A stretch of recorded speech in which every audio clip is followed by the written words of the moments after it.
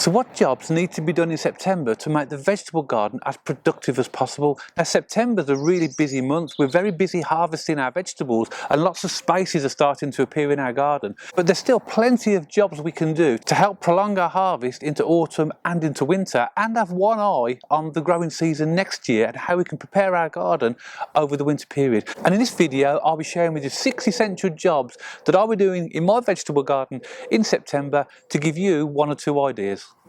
Now as we go through September, we start to get into the early part of fall or autumn, and therefore nature provides a completely free resource for us which is just ready for us to collect, and that is the leaves. When the deciduous trees start to shed their leaves, you should collect as many of these as possible because they are rich in carbon and they are fantastic to add to your compost heap to help with the balance of carbons and nitrogens, and that helps the decomposition process. Or alternatively, you can make your own leaf mould, which is a fantastic conditioner that you can add to your soil. Now if you're lucky enough to have lots of trees all around your garden, just like I have, you can collect plenty of leaves. But if you haven't got lots of trees around your garden, then why not go out to your local parks or your local area and collect some of the free leaves that just fall on the ground. And particularly when fall becomes more established towards the end of September, there's plenty of leaves to collect. I'll be collecting as many as I possibly can, adding them to my compost heap. And remember, it's completely free. And if you want to make compost or leaf mould for yourself and you've never done it before, I'll add 1 or 2 links to some videos I've produced before on the channel, which you can check out in your own time. Now another great job to do in September in your vegetable garden is to consider what are you going to do with your vegetable beds. You may have some empty beds like this where you've recently harvested some vegetables, but it's also likely that this time of year many of your vegetable beds are still going to be occupied with vegetables that you've still got to harvest. But one thing I'll be doing in September is looking at my vegetables beds like this. Now this bed behind me here last week was full of weeds, so I have taken the weeds out, and as you can see it's now nice and clear. Now with an empty bed the temptation is just fill it up with vegetables, and I could do that. I've got plenty of winter veg growing and I could put the winter veg in this bed here, but I'm not going to do that. I'm going to wait for some of my other raised beds to become available. However, this area here towards the end of September I'm going to cover with manure, just layer manure over the top, and I'm just going to leave it over the winter. I'm not going to dig it in at all. I'm just going to let the winter weather, the rain and the frost and snow if we get any, just break down that manure and take all those lovely nutrients into the vegetable bed. And eventually, maybe February or March, I'll dig it all in, and then I'll have some really fertile ground to plant my new vegetables in spring next year.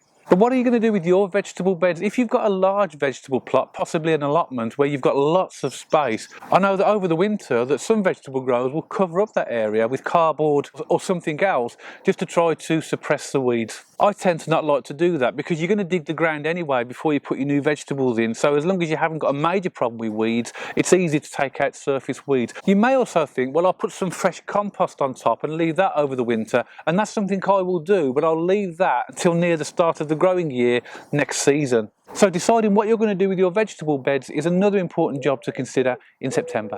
Now never underestimate the importance of preparation, and September is a fantastic month for sorting through your seed collection, having a look at what seeds that you need, maybe some seeds that are going out of date, and just making a list of what you need and putting your order in early just to make sure that you get the varieties that you need.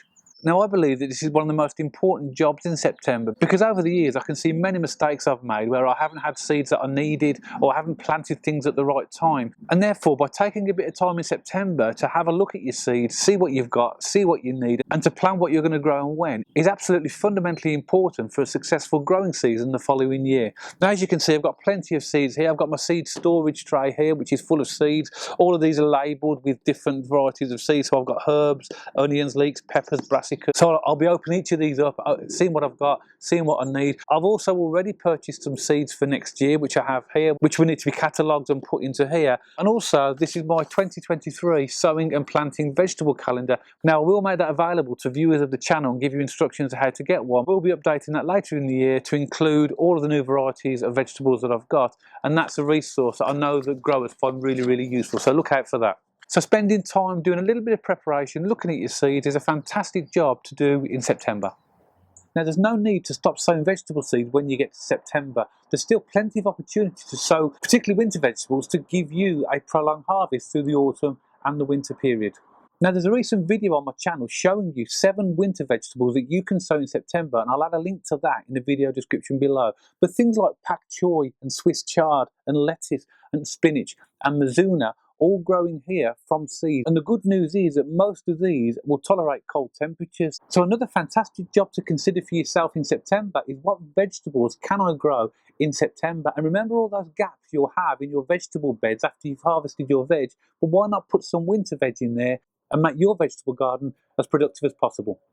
Now, making your own homemade compost is one of the best things you'll do in your vegetable garden. And the good news is it's completely free. As you can see here, I've got my compost bin tucked away at the back of one of my vegetable beds. And September's a fantastic time to take a look at your compost. Now, during the busy growing season, we're normally just putting things on there without really thinking about it and just leaving it to its own devices.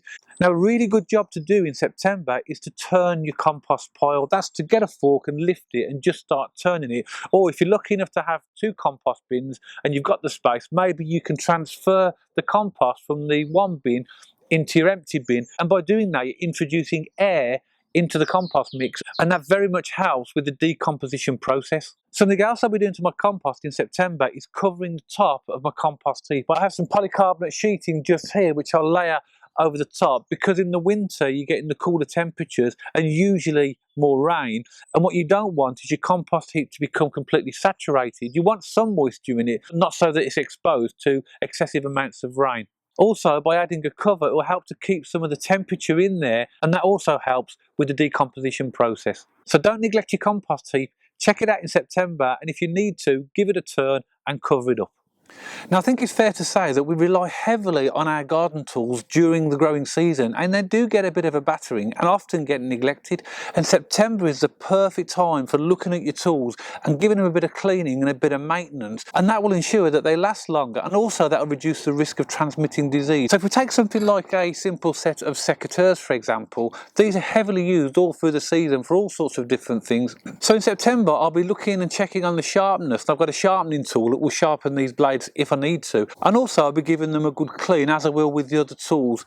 Now, I'll be using a diluted solution of hydrogen peroxide and putting these into that, and that will clean them and sterilise them at the same time. But if you haven't got hydrogen peroxide, then just warm soapy water will do the trick. So sharpening blades to things like shears or hedge crops and my secateurs will be something that I'll look at, and some general maintenance and cleaning will help to ensure that your tools are in perfect condition for the start of the growing season next year.